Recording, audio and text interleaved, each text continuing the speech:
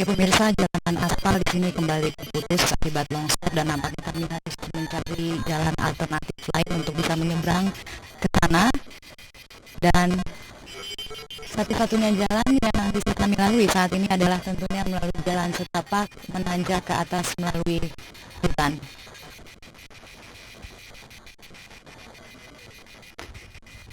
Dan itu yang akan kami lakukan sekarang.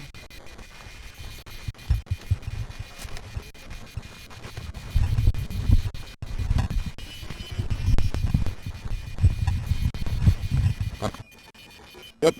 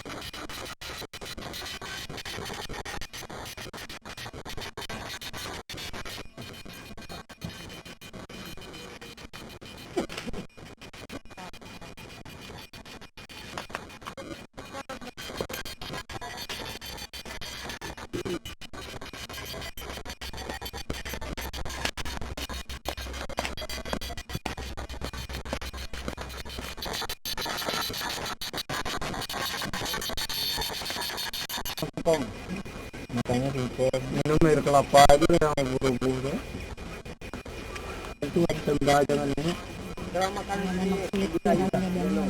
bukannya. Ya pemirsa, saat ini saya telah tiba di Desa Koto Tinggi, Kecamatan 5 Koto Timur, dan di sini lagi-lagi kami menemukan bukti-bukti longsor seperti yang dapat Anda saksikan di sini. Di sini seharusnya ada 5 buah rumah yang telah hilang terbawa longsor, dan diperkirakan di sana ada sekitar 10 orang yang tertimbun longsor.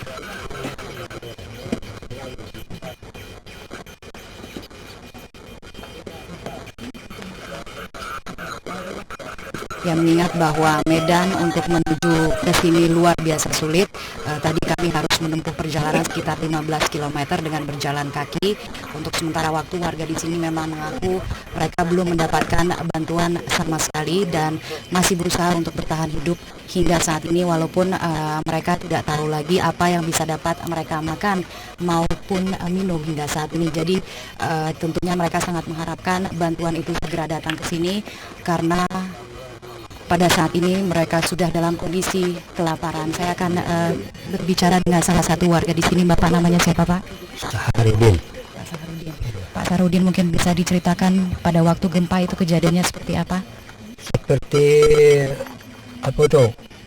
Goncang. Lalu tuh saya tidur tuh lagi. Nggak bisa pegang cucu tuh, nggak bisa lagi. Bisa tagak lagi. Jadi tidur lama tuh, nggak bisa lagi tagak. Lalu apa yang terjadi? Tidak ada terjadi runtuh ke sini, runtuh itu yang nggak bisa runtuhnya. Tiga rumah aku 3 kali runtuh. Lalu kemudian Bapak sempat lari keluar rumah atau tidak? Saya sedang di luar rumah. Sedang di luar rumah pada waktu itu. Iya. Dan menyaksikan betapa kemudian seluruh kawasan ini runtuh gitu. Iya. Iya. Bagaimana dengan ibu namanya siapa ibu? Bu Ramelis, anak dari bapak ini. Bagaimana ibu, bantuan seperti apa yang sekarang dibutuhkan? Masih ada makanan yang masih bisa dimakan? Masih makanan ada lagi, air minum, ya tempat tinggal, obat-obatan lah. Ini sakit-sakit semua. Kita minta semua. Jadi sekarang ini bertahannya minumnya dengan apa? Air apa adanya. Kelapa muda. Ya kelapa muda sudah ada, ya, tapi apa adanya yang kami minum di sini. Ada ubi kayu, singkong direbus malam. Nah itulah mie kalau ada. Dimakan dengan gulai nangka. Untuk sementara waktu. Untuk sementara waktu, nanti bantuan tidur. Kami bertahan di sini. Kalaupun bisa menyampaikan pesan kepada pemerintah, apa yang Bapak sampaikan, Nah. silakan. Bahan makanan, obat-obatan, beras, pokoknya tenda, atau untuk tempat tinggal. Tolong diperhatikan sama pemerintah. Nah, tolong diperhatikan sama pemerintah selanjutnya. Baik, baik. Sekian, habis semua. Kain selimut habis, kotor. Dingin. Ya, dingin. Di Kolomoni itu Dengan karung, nyamuk banyak. dengan karung. Ya, pemirsa, demikian tadi baru saja saya mewawancarai sebagian besar warga yang masih bertahan di sini dengan kondisi seadanya, dan mungkin juga bisa Anda dengar saat ini helikopter yang melintas di kawasan ini. Helikopter itu mungkin memantau kawasan ini keparahannya seperti apa.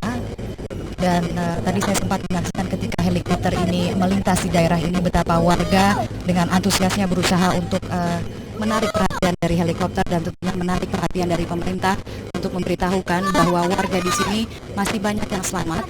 Namun tentunya persediaan makanan mereka sudah habis, persediaan minum juga sudah tidak ada, dan 4 hari pasca gempa ini mereka mulai merasa sakit, membutuhkan persediaan obat-obatan dengan segera. Tentunya mudah-mudahan ini dapat segera ditindaklanjuti oleh pemerintah.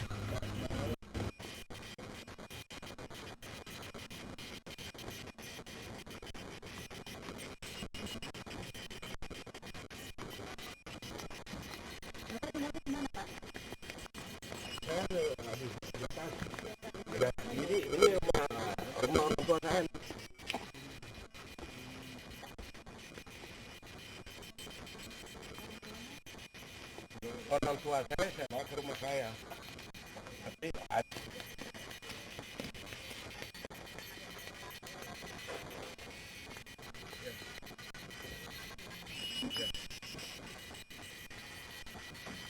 yang rumah ini kepala keluarga. Salah ini ini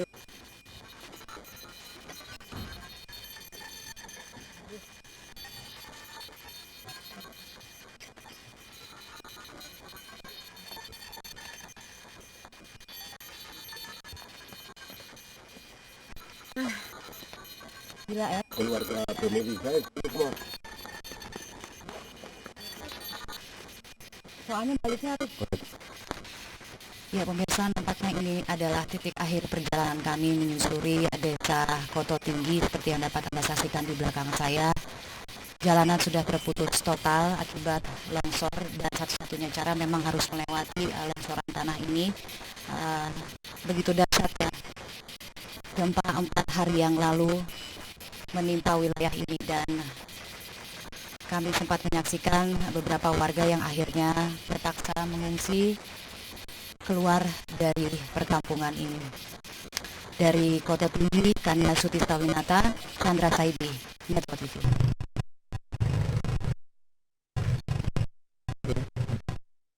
Saya dari Kota Timur masih dalam jalur ke Nalai, lebih lanjut evakuasi di sini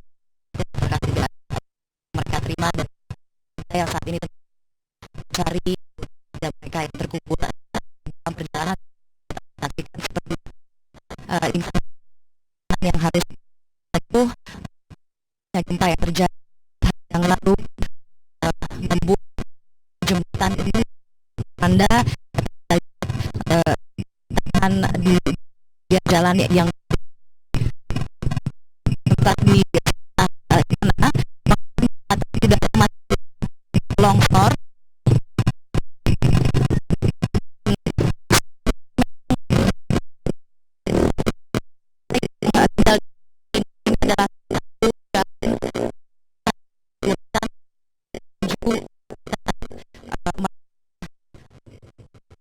Tinggal membahayakan bagi para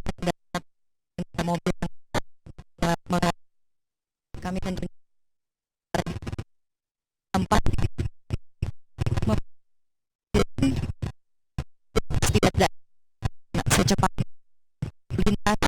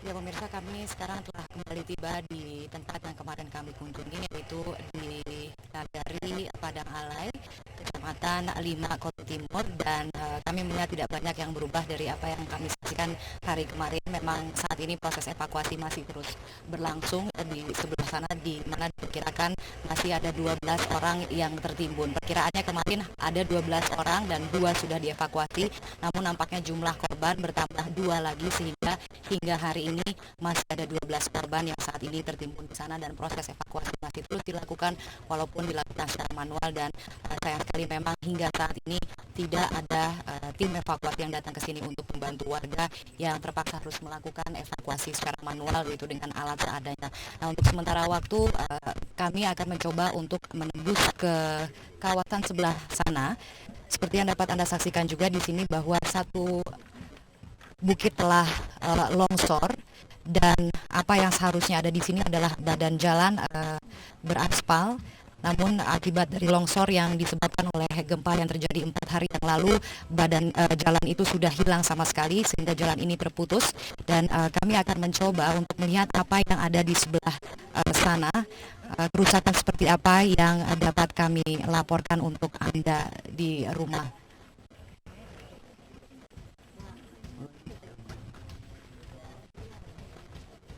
Untuk itu langsung saja kami akan menelusuri kembali, melanjutkan perjalanan dengan berjalan kaki, karena seperti yang dapat Anda saksikan tidak ada lagi kendaraan roda 2 dan kendaraan mobil yang dapat melalui jalan ini.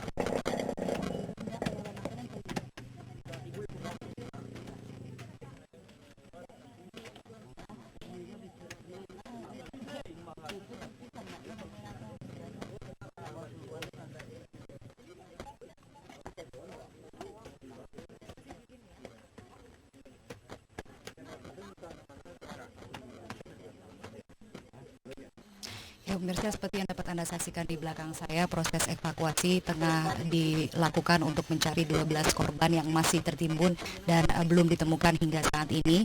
Seluruhnya ada 14 korban yang sebenarnya tertimbun di lokasi ini, namun 2 jenazah sudah ditemukan sebelumnya. Saya akan tunjukkan di mana kedua jenazah itu ditemukan kemarin, tepatnya adalah di sebelah sini.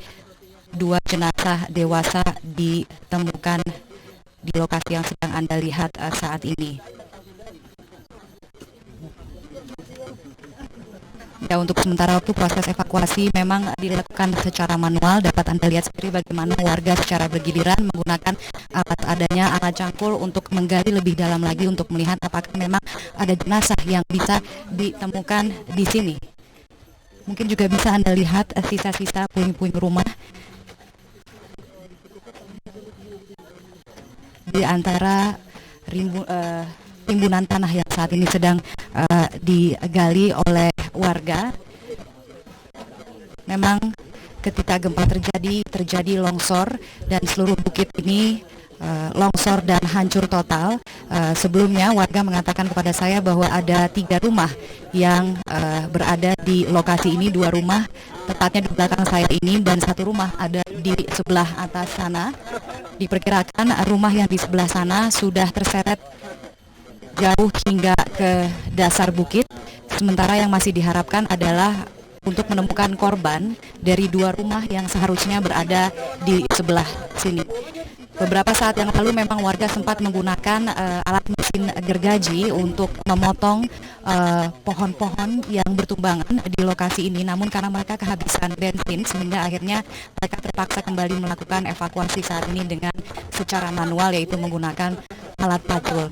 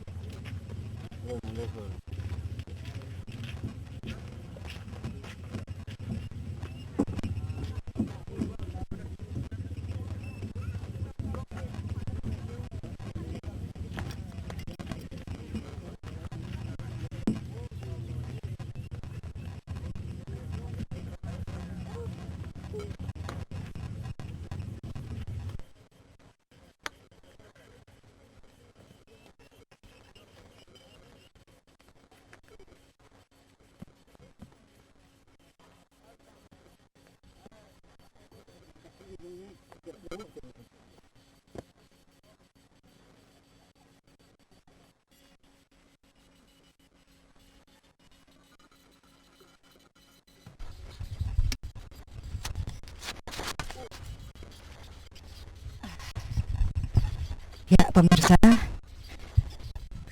badan jalan yang aslinya yang terputus akibat longsor ini mulai kembali di sini, dan mudah-mudahan sejak dari sini kami akan bisa melanjutkan jalan di jalanan yang seharusnya ada di sini dan terputus akibat longsor yang tadi baru saja kita lalui bersama-sama. Namun dapat Anda saksikan betapa rusaknya kawasan ini akibat gempa yang terjadi yang kemudian mengakibatkan longsor yang luar biasa hebat ini. Di sana sini masih terdapat bongkahan batu tanah dan pohon yang masih belum dapat dibersihkan karena memang medan yang sulit. Membuat tim evakuasi maupun aparat atau alat berat apapun dapat dibawa ke sini dan membersihkan sisa-sisa dari longsor yang terjadi di kawasan ini.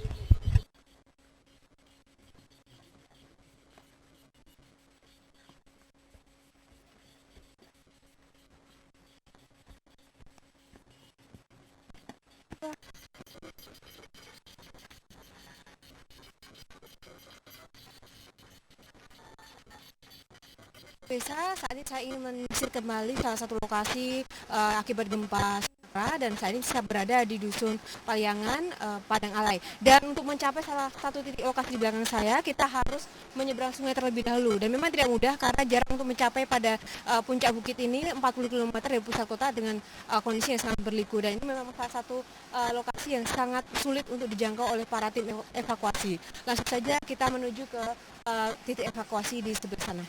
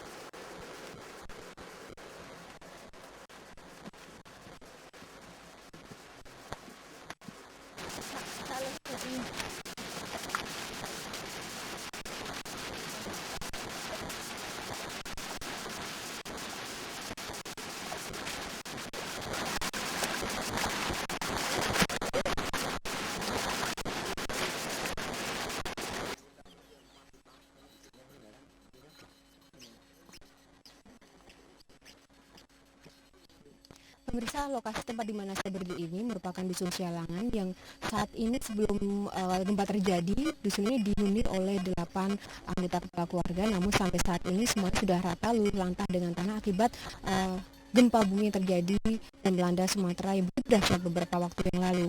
Dan tim evakuasi sendiri sampai dengan hari ini sudah berhasil mengeluarkan 10 orang yang tertimbun area reruntuhan bangunan rumah mereka. Dan hari ini rencananya tinggal 1 orang saja yang akan dievakuasi, namun memang tim evakuasi baik warga sekitar sendiri memiliki keterbatasan alat yang tidak memadai karena memang medan cukup berat, di mana kedalaman dari tempat saya berdiri ke bawah sendiri sudah mencapai sekitar 34 meter. Jadi ini bukan satu hal yang mudah untuk menemukan satu jenazah atau mayat yang diperkirakan masih tertimbun di dalam.